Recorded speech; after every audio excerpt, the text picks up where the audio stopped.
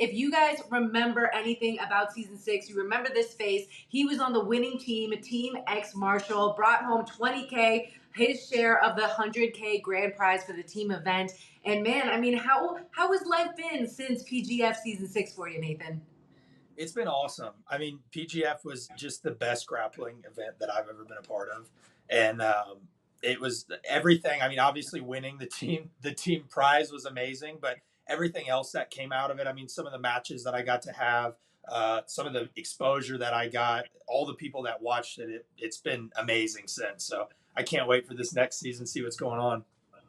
I am so happy that you were one of the people I decided to interview before the event because PGF really does a good job of spotlighting the up and comers. And I know Brandon McCatherine was so excited to invite you out when he talked to your coach Helio, and he said, "This guy is a guy. He's so dedicated. Jiu-jitsu is his life." So a little bit about your background coming into PGF season 6, 2018 IBJJF Nogi World's Bronze. 2018 IBJJF Las Vegas Open Nogi Silver, 2015 Kentucky State Wrestling Finalist, and now PGF Team Champion, a whole bunch of other accolades that I'll put in a graphic as well. So when you think about your career so far, what is one of the biggest highlights or tournaments that you're most proud of? I think for me, which it's funny, it's like so far back, but for me, a big one was my purple belt days. The first time I medaled at Nogi Pans, because I put so much weight on, like, I had won American Nationals at purple belt, and I had gone to Pans like 3 or 4 separate times before. And I just bombed out. Like every single time I would go, like, first round, just get submitted, and like it was such a big like mountain for me to climb. And I think I put a lot of weight on myself of like, you're not a real grappler until you've medaled at one of these. And like, that's just how I saw, guys that I thought were good. It was like, okay, they've medaled at Panzer Worlds, like that little like extra medal on top of the medal at the major tournaments. I was like, I want one of those. And even though that was at purple belt, that was a big one for me, just to finally go and get it done. And in that same tournament, I fought a guy who had submitted me like 2 weeks prior. And so he was my first round match. And so I went to the tournament. I was really upset. Like, this is it. It's going to be the like 4th year in a row that I go to Pans and just lose first round. And I had like 2 weeks to game plan for him. And it was, I think, the first time in my career that I properly game planned somebody, and I studied him the right way before the match, and then it paid in dividends. And I ended up winning the match and then going on to take bronze that year. And so that was a big one for me, of like the mental side of, okay, this guy just submitted you like literally 2 weeks ago, and now you just went out there and beat him. So for me, that was probably the biggest one that kind of turned it to the next level for me. Wow, definitely a vintage highlight because since then you've been super active. You defeated PGF Season 5 runner-up Kamoy Anderson by RNC in 2021. And last season we had Max Hansen. So you were able to run it back against him. Yep. And lost to him by points then. Lost to John Combs, who was also in Season 6. So all these like familiar faces, like you just mentioned, seeing people again that you've lost to before and kind of, really stepping up to the plate. I mean, one of your first matches was PJ Bartz, the #1 guy in PGF last season, and you almost caught him in a triangle. I mean, was there any specific match that you had with PGF specifically that sticks out to you as like, man, I'm proud of that one? The PJ one was a big one. I mean, I think, I was happy with how I performed. I guess I was satisfied with how I was performed. I think I could have done better, and like there's still more skills that I really want to show.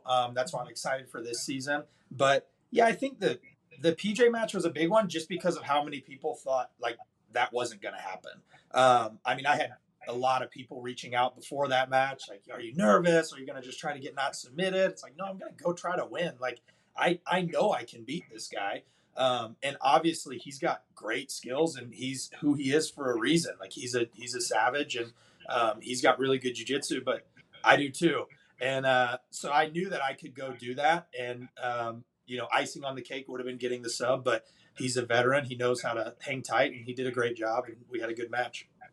And you had a really good match against Daniel Sattler too, right? Yeah.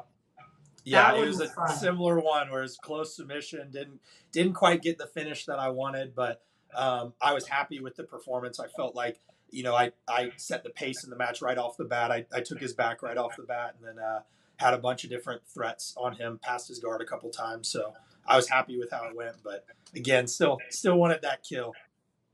Yeah, it's crazy because you had such standout performances, in my opinion, from what I remember. But the way PGF is scored, like without the submission, you don't get the points. So when I asked our stat man today, I was like, how many points did Nathan have last season? And he said, well, he had the 7 because he got one under a kill under a minute. And Yep. then he had accumulated team points, which put him into contention for the playoffs.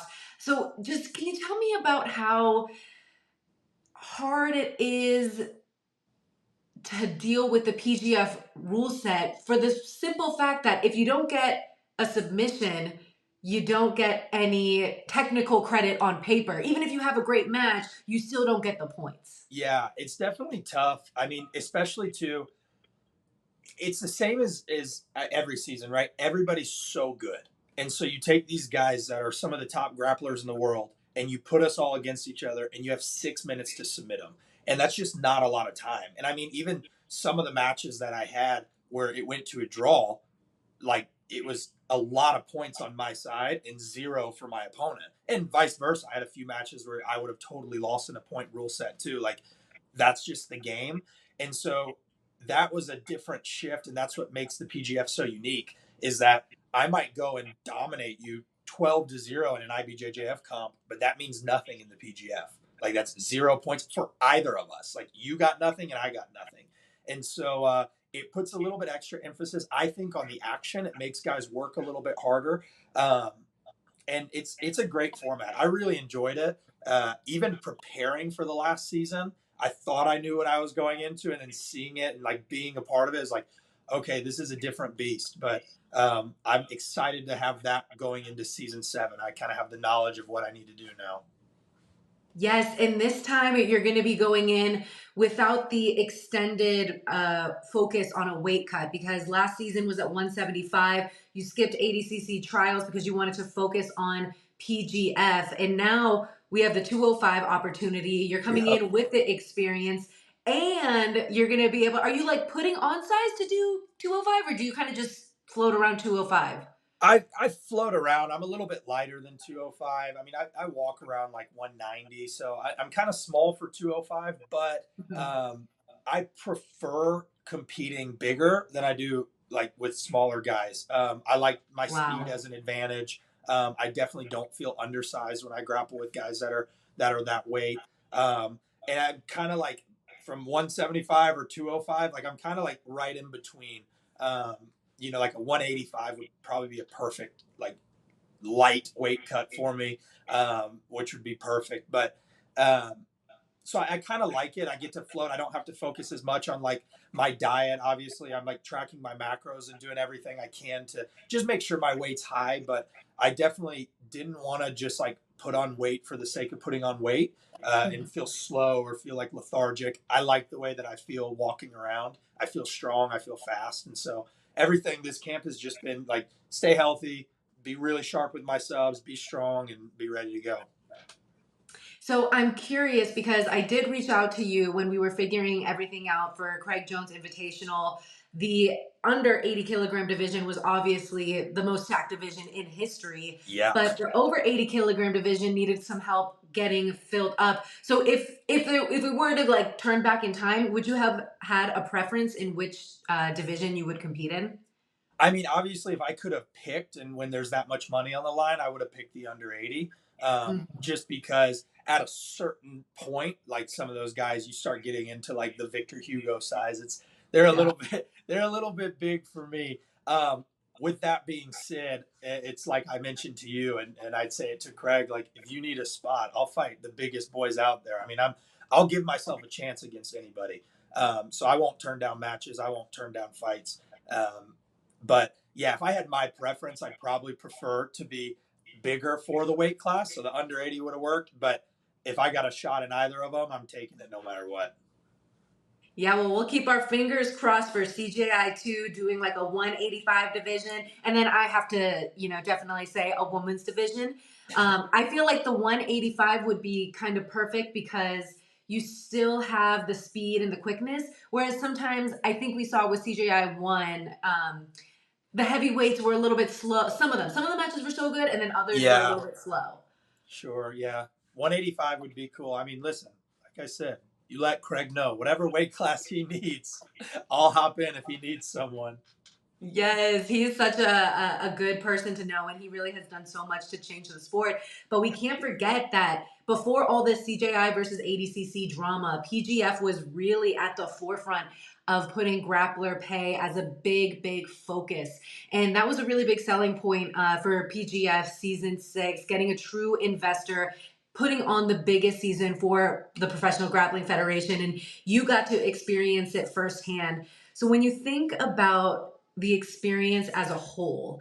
I mean, it's a long week, 3 matches every day for 4 days so that you can qualify into the playoffs.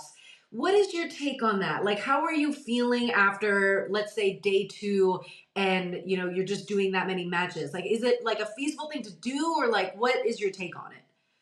I mean, honestly, and I can only speak for myself. I don't know the other athletes, but I felt great.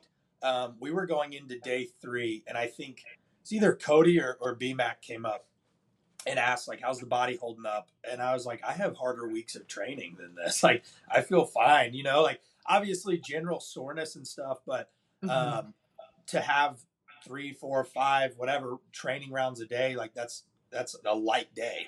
And so especially with the rounds being 6 minutes, I felt pretty good. I'm hoping that that's the case again this season. I do a lot of extensive work on like recovery, and the way that I train building up to it is geared for the recovery over the week. Um, it was definitely a gauntlet. I felt it by the end. Like day 4, I Mhm. like my last match, I kind of was like, okay, gotta loosen up a little bit. But no, overall it was I felt good. I was actually pretty surprised with how good I felt through the week. So you were able to physically recover from all the back-to-back fights, but what was your recovery process like for the mayhem that happened in the group chat basically all week? To mute it. I was out of that. I'm not like I had told BMAC that early when we first started talking about season 6. I was like, man, I'm like not the drama guy. Like I don't know. I didn't know like what direction PGF was gonna go. And I was like, if you're looking for drama, like I'm probably not your guy.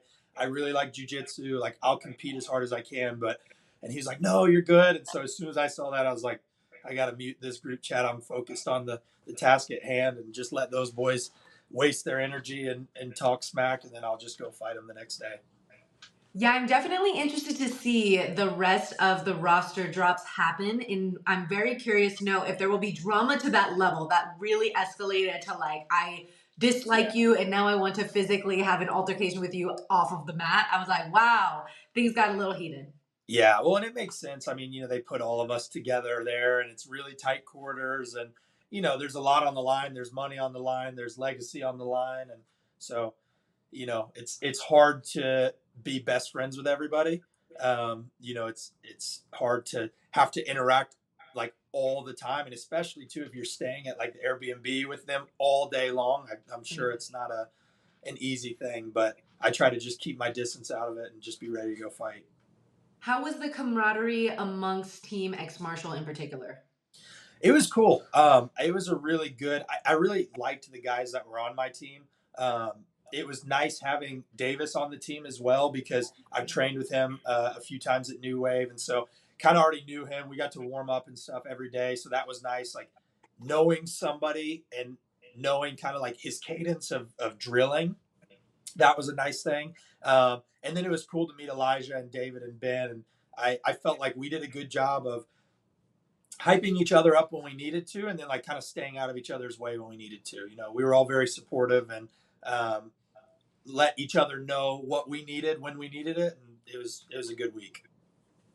And Team X Marshall really pulled away when it comes to the team aspect in the regular season. Uh, When you were heading into day 4, were you guys very, very confident that it was in the bag?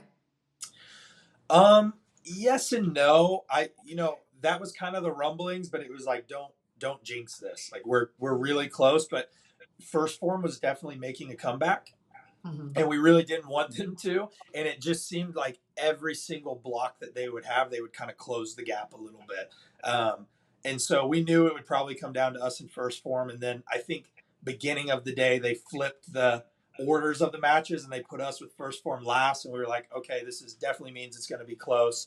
Um, so there was a little bit of like, we've built this big lead, but we just didn't want to blow it. So we were definitely aware that they were closing the gap, but we didn't want to let them close it all the way. Yeah, that definitely puts a little bit more pressure on it when you've been riding so strong and then the last day, like there's still a chance. But I think that was perfect because it built the suspense it needed. Because if you guys just completely blew everyone out, like maybe wouldn't have been as fun for the fans. Yeah, it made it a big deal that last block, and they just released the documentary like that episode, and it's funny looking back to it because, yeah, just like me, Davis, and Ben Eddy standing in the back, like watching Elijah's last match, and of course it's with Jet, and we were like, just don't get submitted. Like if you can submit him, even better. But like we just need a draw, and there was a big Wow. sigh of relief when that match ended because we knew that was the one for us that kind of sealed the deal where no matter what happened in the last match, we were good. So that was a nice one to get a little exhale and be happy for the week. Yeah, and Jet is really tough. And if anyone was going to come up with a clutch play, it would have definitely been him. When Absolutely. all that action was going on, I talked to the president of the stem cell care that you guys were offered. I think it's New Hope Yep. Regeneration. And you guys were, I don't even think that was officially announced until mid-season that they were going to be partnering with you guys. But Yep. what was your immediate reaction on hearing the news that you guys would be treated with stem cells? And how was that process? Because I know you already got yours done, right? Yeah, it was super cool. It was like mid-season. BMAC just came in and announced it to us, which was kind of nice. Like it was an extra bonus, gave you a little more incentive to fight hard. Um, and yeah, I was super grateful for that. I mean, you know, you have a lot of organizations, whether it's combat sports or any professional sports, where athletes don't get taken care of, and like stem cells are a pretty huge thing. They're expensive and they're very like highly regarded. And so for Brandon and the guys at New Hope to partner and get that done for the athletes was a really cool thing. I got mine done a few months ago. It was an awesome process. I was able to go just over to Indiana to get mine, which wasn't about 45-minute drive for me, and took a morning, got my stem cells, and then back to training. So it was a pretty cool process. I'm really thankful for them. You get little bumps and bruises, especially grappling, and so to have that kind of care is really cool. Yeah, and Kevin is just so sweet. Like you can tell he operates from such a genuine place, like wanting to take care of athletes, and he's like a really religious, sweet guy. I'm like, oh, we're Yeah, so blessed to have you here. for Um, sure. Now I want to talk about a little bit the coaches that are going to be for PGF season 7. I mean, PGF season 6 super loaded. We had Hegan Machado, we had John Jack Machado, Hajer Gracie again, and then Dean Lister. Hajer and Dean are returning, and now we also have Pedro Yeah, Sauer Pedro who's Sauer. coming in, and then we also have another Machado coming in who has big shoes to fill when it comes to the two final teams that were Yeah. basically in the finals of the team. So when you're looking at the coaches, legends, who are you thinking that you might end up on the team one, or if you have any preferences? I honestly, especially after going through last season, I had like hopes and aspirations of this would be cool or this would be cool. And it was a cool experience. It would have been amazing no matter who I got. So I'll just be happy with whoever picks me up and be ready to work. Obviously, you look at Hodger and it's like that's the goat. That's the guy. And so that would always be a really cool thing. And I'm curious to see how that draft goes, especially since Hodger and Dean were both at the last one. And so, there's a few of us coming back. They got to see some guys perform live already. So, will that be a factor in the draft? I don't know. But any coach that we get, I'll be more than happy to represent, and we'll get after it. And did you hear about how they're going to be switching the draft setup this year? I did. I did. It's going to be random, right? Like a random Yeah. draft. So I think it's gonna be random, like you said, and it just basically won't have like we had PJ up first, and then there was like a bidding war, and then they ended up spending too much. So I'm very interested to see how that changes things, because Yeah. I think there'll be more strategy. I think coaches are going to really have to do their homework because if they don't, it's going to be very mismatched teams. I was thinking about that too. If you ranked us all on paper 1 through 20, if you miss 1, 2, 3, 4, and then 5 you get outbid on, you are like it's going to be hard to build your team. This one it was interesting because each coach took 1, 2, 3, and 4. They spent as much money as they could to get 1, 2, 3, and 4, Oh and yeah. so this season, that's a possibility where that doesn't happen. And if that's the case, like I said, you could have two of the top guys on one team, which could be a completely lopsided team. So coaches are going to have to do their homework and know how much they need to spend on each guy. It's going to be really interesting to see who shows up prepared and if anybody just tries to wing it, because I think that'll be pretty apparent. I'm so excited. And I just feel like the jujitsu community also has to get excited about this because we're on so much momentum from CJI ADCC weekend.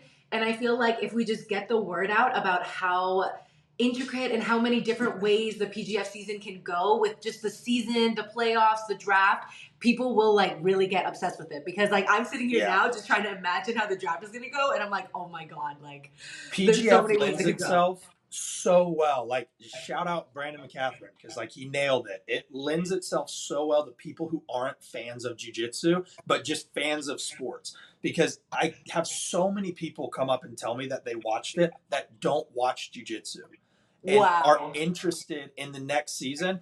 And a lot of people that were interested, whether I was on it or not. I had a lot of people saying, "How do we watch the next one?"